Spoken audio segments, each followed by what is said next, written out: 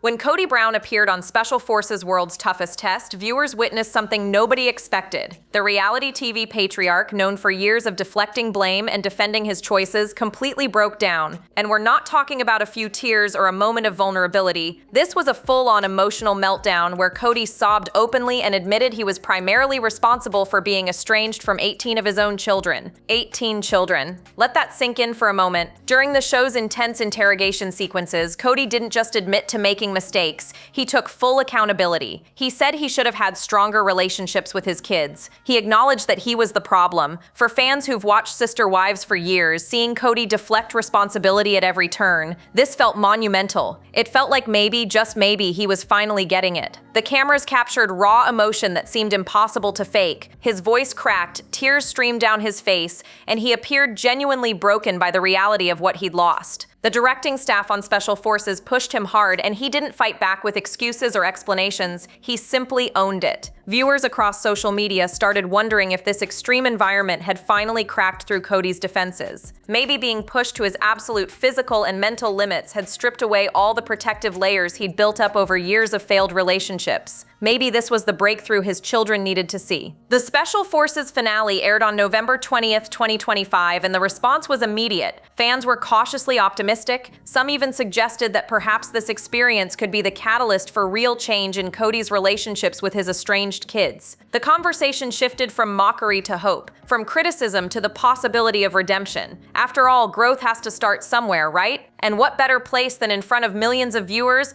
in a moment of complete vulnerability, stripped of all the usual reality TV polish and spin? But here's the thing about Kody Brown. Just when you think you've seen genuine accountability, just when you start believing that maybe this time is different, he finds a way to snatch defeat from the jaws of victory. And what happened next was so predictable yet somehow still shocking in its audacity, because Kody wasn't done telling his story, not even close. In fact, he was about to rewrite the entire narrative in a way that would make those tears seem less like genuine remorse and more like a calculated performance. And it happened faster than anyone could have imagined. What came next would prove that Kody Brown's real talent isn't taking accountability, it's making it disappear. Here's where things get absolutely wild. The Special Forces finale hadn't even been on the air for a full week when Kody Brown decided to pull the rug out from under everyone who'd witnessed his emotional breakdown. Just 2 days before the finale aired, on November 18th, 2025, Kody sat down for an interview with Good Day New York, and what he said during that interview would completely obliterate everything viewers thought they'd seen on Special Forces. Gone was the sobbing father who'd taken full responsibility for losing his children. Gone was the broken man who'd admitted he should have done better. Instead, Kody showed up with a brand new story, one where his tearful confession wasn't real at all. It was strategy, it was performance, it was, according to him, exactly what the producers wanted to hear. Let's be crystal clear about the timeline here. Kody filmed his Good Day New York interview before the Special Forces finale even aired to the public. That means he was already spinning his reversal before viewers had even seen his big moment of accountability. He knew what was coming, and he was getting ahead of it with damage control that would make any politician jealous. During the interview, Kody explained his so-called confession strategy. He claimed he felt like the only military way to manage the situation was to take full responsibility, even if he was only partly culpable. He said he went into it thinking that's what they wanted from him, so that's what he gave them.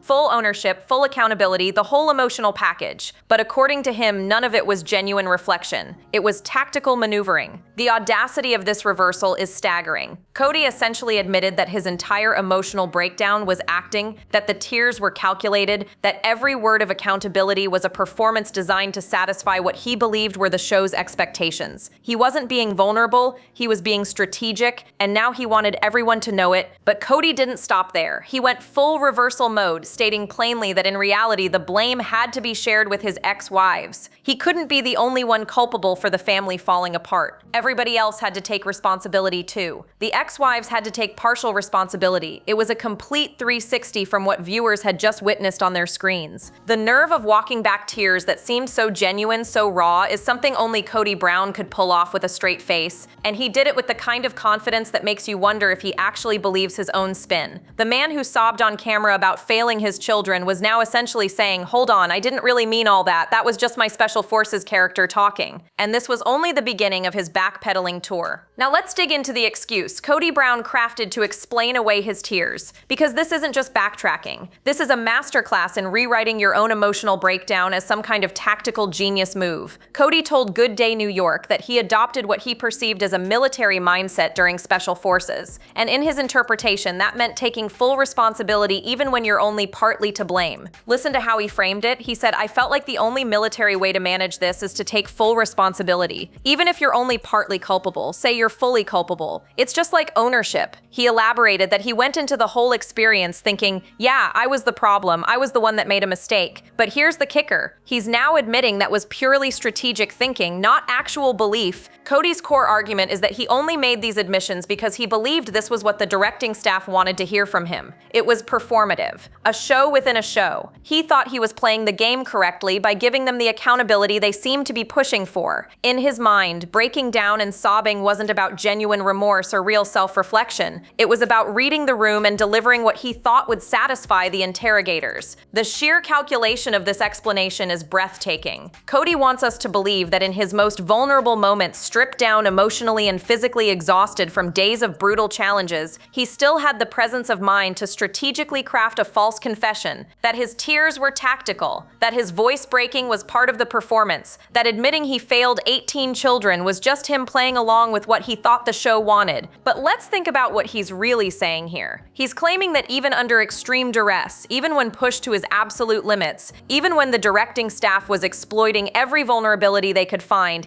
he was still in control enough to fake it all. That's either an admission of being an incredibly skilled manipulator, or it's a desperate attempt to take back accountability that felt too real, too raw, too much like actual growth. Kody continued explaining that he was just in a certain state during filming. That's why he said it was all him. But now, looking back with fresh perspective and distance from that brutal environment, he realizes the blame needs to be distributed. The ex-wives share responsibility. The situation was nuanced. He can't be the only villain in this story, even though that's exactly what he claimed to be when the cameras were rolling on Special Forces. What's fascinating is how Kody frames this reversal as clarity rather than cowardice, as if walking back accountability makes him more honest, not less, and his next move would get even more insulting. So now that Kody's established his tears were fake and his accountability was strategic, he needs someone else to blame, and naturally he turned his sights on the women he spent decades married to, the same women who raised his 18 children while he rotated between households, the same women who stayed loyal for years while he increasingly favored Robin. Now suddenly they're the ones who need to share the blame. Kody stated it plainly during his Good Day New York appearance. But in all reality, the blame is to be shared with ex-wives. "We broke up as a family. I can't be the only one that's culpable for that. Everybody else has to take responsibility. The ex-wives have to take partial responsibility." Notice how he went from full accountability to demanding his ex-wives take their share. Christine, Janelle, Mary, they all need to own their part in this mess, according to Kody. But wait, it gets even better. Kody dropped another bombshell claim that flies in the face of everything Sister Wives viewers have watched for years. He declared that all my children had a great relationship with me until the divorces. Let that statement marinate for a second. He's claiming that everything was fine between him and his kids until the marriages fell apart, that the estrangements only happened because the family broke up and the children had to choose sides.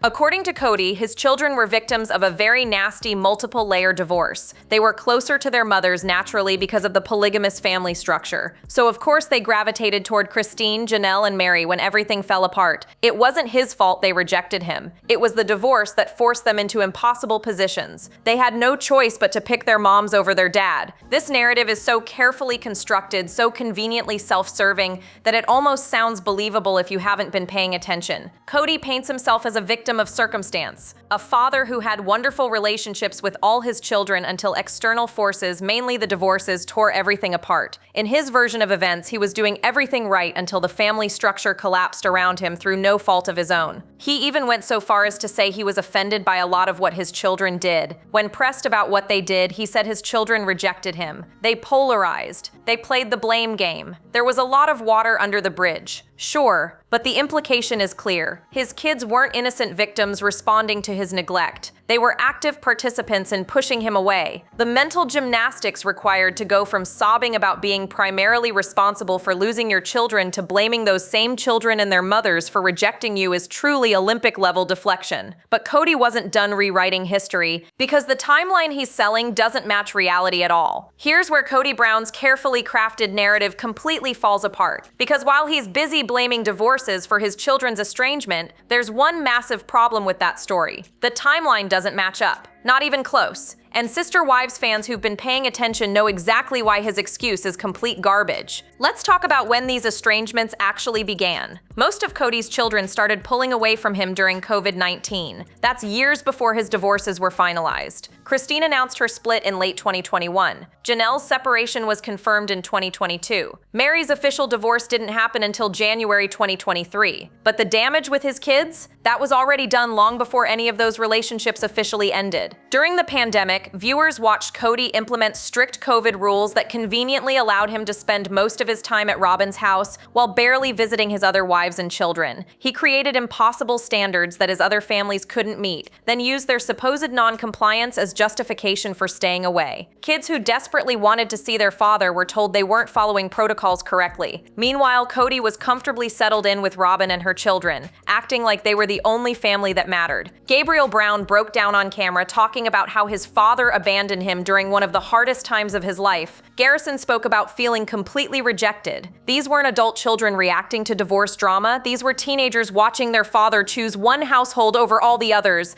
and coming up with flimsy excuses about safety and rules to justify it. The estrangement started then, not after the divorces. Kody wants everyone to believe his kids turned on him because they had to pick sides after the marriages ended. But the truth is, his kids watched him pick sides years before any divorce papers were filed. They watched him prioritize Robyn's comfort and Robyn's children over everyone else. They watched him create distance and then blame them for not trying hard enough to bridge it. They saw exactly who their father really was, and they made their choices based on his behavior, not their mother's influence.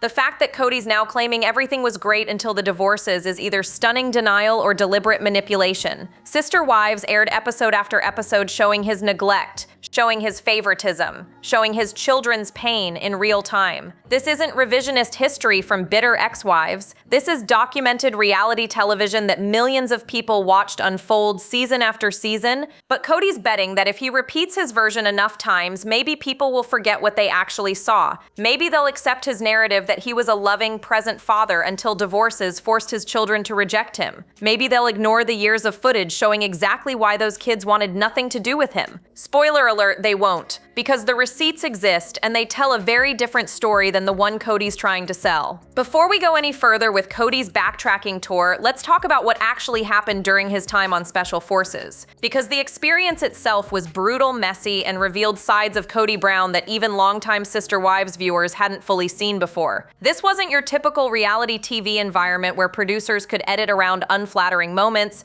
This was raw, unfiltered pressure that exposed exactly who Kody is when he can't control the narrative. Kody tore his hamstring on day 3 of filming. He developed a bruise the size of a fist on the back of his knee. The physical pain was intense, but according to Kody himself, the mental toll was even harder. He admitted he started to fade around day 5 or 6. Despite being fit and optimistic going into the competition, he was irritating his peers almost immediately, and that's putting it mildly. His co-star Brianna Chicken Fry LaPaglia spent more time with Kody than anyone else on the show. They were paired up for nearly every challenge, shared car rides, and ended up bunking next to each other. And Brianna had some thoughts about Kody that would become a major plot point. During her interrogation, she called him creepy. She also mentioned he stunk because he wasn't wearing deodorant. Someone had to say it, and Brianna stepped up. The hygiene issue became this bizarre running storyline. Kody later explained he didn't bring deodorant because he didn't think they'd be able to shower. He was the oldest guy there, always last in the shower rotation, and he didn't want to get called out by the directing staff for taking too long. So he just didn't shower for a couple days. Brianna finally confronted him about the smell, and Kody had to borrow deodorant from Andrew East. Apparently it didn't help much. He still smelled, but the hygiene drama was nothing compared to what happened during the final interrogation sequences. The directing staff identified Kody's vulnerabilities and exploited them ruthlessly. They noticed how differently he behaved with female interrogators versus male ones. When a woman questioned him, he shut down completely, clenched jaw, refusing to speak, claiming his personal life was private. But with male interrogators, he opened up, went along with the cover story, seemed almost comfortable. The DS used Brianna's creepy comment as a weapon. They brought Kody and Brianna outside and poured dirty water over Kody's head, telling him it was because she said he was creepy. Then they switched, pouring water over Brianna while Kody watched. The interrogator asked him point blank if he was enjoying watching a woman suffer, suggesting that's what he liked. The whole scene was designed to break them both down, and it worked. Kody was ultimately eliminated from the finale after refusing to provide information during a simulated capture interrogation. He and Andrew East were both removed for not protecting their team's cover story. Gia and Sean Johnson East were the only two who made it through to the end. And through all of this, Kody was apparently playing a strategic game. Let's dig deeper into the interrogation scenes, because what happened there reveals so much about Kody Brown that his backtracking can't erase. The directing staff didn't just randomly torture contestants for entertainment. They were trained to identify psychological weak points and exploit them for information extraction. And with Kody, they found a glaring vulnerability almost immediately: his complete inability to handle women in positions of authority. When Kody faced a female interrogator, he transformed into someone almost unrecognizable. She asked him basic questions about his life, about his 18 children, about how he ended up with that many kids. Simple stuff that Kody's talked about publicly for years on Sister Wives. But suddenly, when a woman in a position of power was demanding answers, Kody clammed up. He stared straight ahead, jaw clenched, giving her absolutely nothing. When she pointed out she'd given him time to answer a really simple question, his response was stunning. He said it felt private. Private. This from a man who's allowed cameras into his homes for over a decade, who's aired his family's most painful moments on national television, who's discussed his polygamous lifestyle in countless interviews. But when a female interrogator asks about his kids during a challenge he signed up for, suddenly it's too personal to discuss. The contrast with how he behaved around male interrogators was impossible to ignore. When Kody moved to a different interrogator who happened to be a man, he became chatty. He went along with the cover story about being there for podcasting. He engaged, he responded, he actually tried to maintain the team's lie. The difference was so stark that even viewers watching at home couldn't miss it. The directing staff definitely noticed. They realized this dynamic could be weaponized, and that's exactly what they did. After Brianna called Kody creepy during her interrogation, the DS saw their opportunity. They brought both of them outside and started the water punishment, using Brianna's comment as justification. They poured dirty water over Kody's head while Brianna watched. Then they switched roles. And here's where it got really pointed. As Kody stood there watching Brianna suffer through water being poured over her head, the interrogator asked him a question that cut right to the core. Are you enjoying watching a woman suffer? Because I think that's what you like. The implication was devastating. The DS had identified something in Kody's behavior, in his pattern of shutting down around authoritative women, while his female teammates suffered consequences, and they called it out directly. Later in the interrogation, the remaining contestants had to hold sandbags in awkward positions. Kody, along with Brianna, Gia, and Sean, were all struggling, but then the staff told Kody he could put his sandbag down, just him. He walked over and stood there watching 3 women hold their sandbags while clearly exhausted. The interrogator asked if he had any instinct to help these women at all. His response? There's sometimes when I'm just righteous. I don't really care what you think about me. He did absolutely nothing to help them. The internet had thoughts, a lot of thoughts, and when Kody Brown's Good Day New York interview started making the rounds, Sister Wives fans and Special Forces viewers collectively lost it. Social media exploded with reactions ranging from disappointment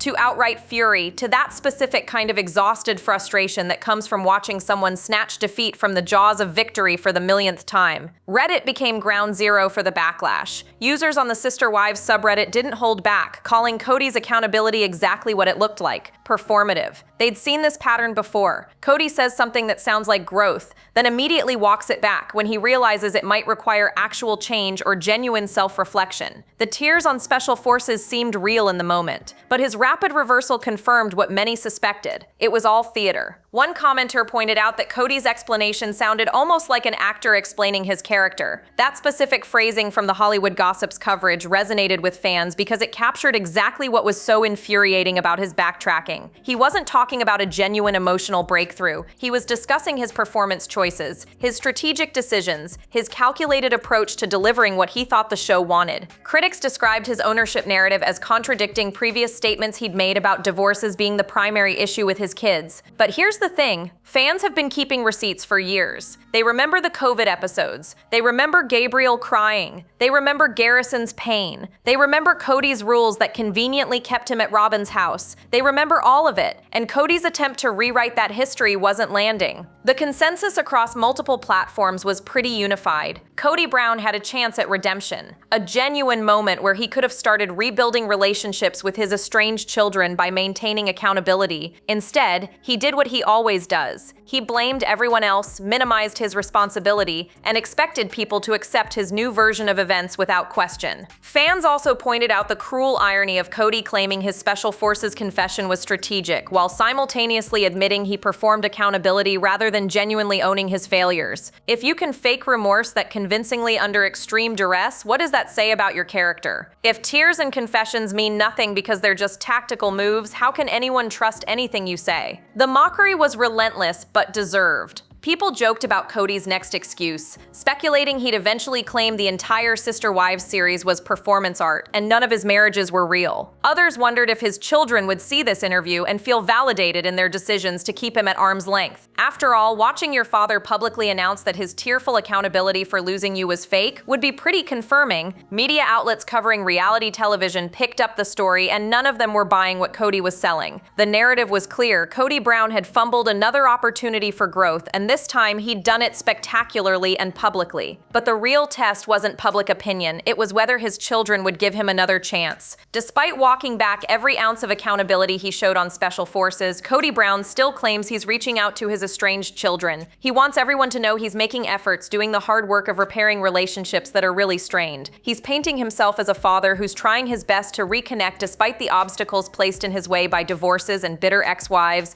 and children who just won't forgive him. But here's the reality check. His daughter, Meltdown, has confirmed that yes, Kody has reached out to her multiple times. So technically he's telling the truth about making contact, but there's a massive caveat that Kody conveniently leaves out of his redemption narrative. Meltdown has made it crystal clear that she won't reconcile with him unless he makes genuine efforts with all her siblings. She's called herself a package deal, and she means it. Think about what that means. Meltdown isn't rejecting her father because she's holding a grudge or being influenced by her mother, Christine. She's setting a boundary that requires Kody to actually be a father to all his children, not just the ones who are easier or more convenient to deal with. She's demanding he put in real work across the board, not cherry-pick which relationships he wants to salvage based on who's most receptive. This is exactly the kind of accountability Kody claimed to embrace on Special Forces, then immediately rejected in his Good Day New York interview. His children aren't asking for perfection. They're asking for genuine effort and consistency. They're asking him to show up for all of them, not just the ones who make him feel good about himself. And so far, that's apparently too much to ask. Kody's approach to reconciliation seems to follow the same pattern as everything else in his life. He wants credit for trying without actually doing the hard work required for real change. He reaches out, gets rejected or given conditions he doesn't want to meet, then uses that rejection as evidence that his children are the problem. See, I tried. They wouldn't let me back in. What more can I do? What's particularly telling is that Kody claims he's been making efforts to contact his children and do the hard work of fixing strained relationships. But in the same breath, he's publicly announcing that his tearful accountability was fake, blaming their mothers for the estrangements and insisting the divorces forced his kids to choose sides. How exactly does that help repair anything? His children are watching these interviews, they're seeing him walk back his Special Forces confession, they're hearing him blame everyone but himself. They're witnessing in real time exactly why maintaining distance from him is the healthier choice. Every time Kody opens his mouth to explain away his responsibility, he proves their decision to stay estranged was the right one. The reconciliation Kody claims to want isn't happening because he refuses to do the one thing that would make it possible: actually take accountability and mean it. Not just when cameras are rolling, not just when it's strategic, but genuinely, consistently, without backtracking the moment it gets uncomfortable. So let's step back and look at the bigger picture here, because Kody Brown's Special Forces reversal isn't just about one interview or one backtracked confession. This is a pattern that defines who Kody is at his core, and what it reveals is deeply troubling for anyone hoping he might actually change or grow or become the father his children desperately needed him to be. Kody had a golden opportunity handed to him on Special Forces. He was pushed to his absolute limits, stripped of his usual defenses, and something real seemed to break through. For one moment, viewers saw genuine accountability, raw emotion, a father confronting the devastating reality that he'd lost 18 children and acknowledging his role in that loss.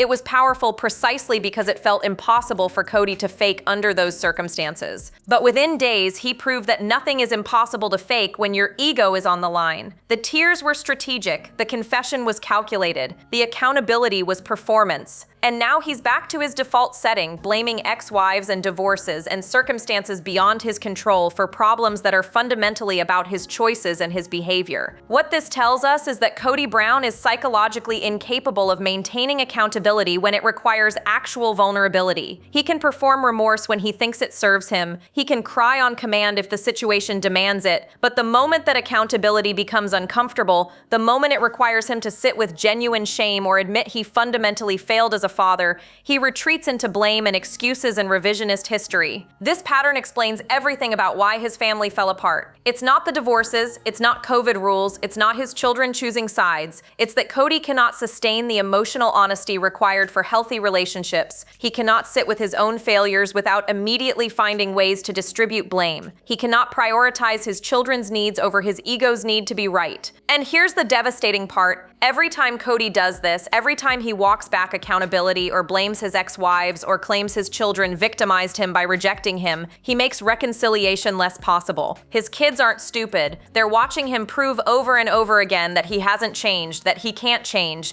that the version of their father they've been grieving is actually who he is. Mykelti's package deal ultimatum makes perfect sense in this context. She knows her father well enough to recognize that if he's allowed to reconcile selectively, he'll use those relationships as proof he's not the problem, while continuing to neglect everyone else. She's protecting her siblings by refusing to let him off the hook that easily. The truth is, Kody Brown's Special Forces meltdown and subsequent reversal is the most honest thing he's done in years. Not because his tears were real, but because his backtracking showed everyone exactly who he is. A man more committed to protecting his ego than rebuilding his family. A father who would rather rewrite history than face it. And until that changes, 18 children will continue keeping their distance. Not because they're cruel or unforgiving, but because they're protecting themselves from a man who's proven time and time again that his version of love comes with conditions they can no longer afford to meet. Drop your thoughts below. Do you think Kody's children will ever reconcile with him? Or has he burned those bridges permanently? Like, subscribe, and stay tuned. The next video is waiting, and you won't want to miss what's coming next.